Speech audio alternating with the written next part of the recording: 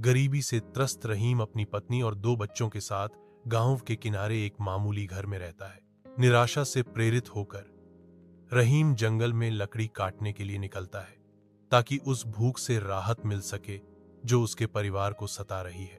उनके मामूली घर की सीमाओं में फाकाकशी एक अंधेरी छाया डालती है, क्योंकि बच्चे भूख की पीड़ा में कराहते हैं। हरे भरे करसता को भेदते हुए सोने की चमक झिलमिलाती अवास्तविक धन की पत्तियों से सजे एक पेड़ को उजागर करती है।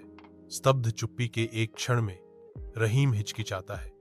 उसका दिल प्रकृति के सुनहरे अजूबे से विस्मय और आशंका के मिश्रण से धड़क रहा है।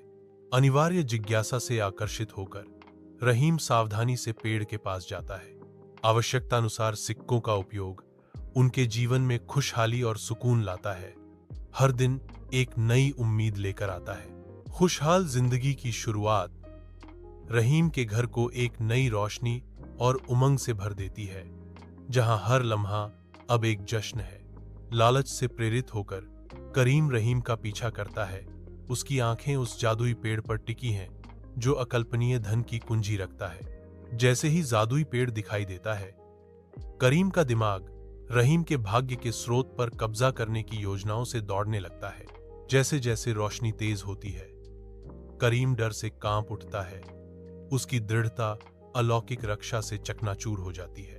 कांटेदार झाड़ियां पृथ्वी से फूटती हैं, करीम को कांटेदार आलिंगन में फंसाती हैं, क्योंकि जंगल खुद उसके खिलाफ होता दिख रहा है।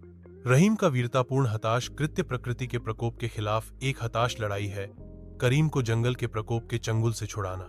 जंगल के माध्यम से एक गहरी आवाज गूंजती है। लालच मनुष्य को नष्ट कर देता है। एक दिव्य हस्तक्षेप के क्षण में जादुई पेड़ अपनी शक्ति प्रकट करता है, करीम को मुक्ति का दूसरा मौका प्रदान करता है।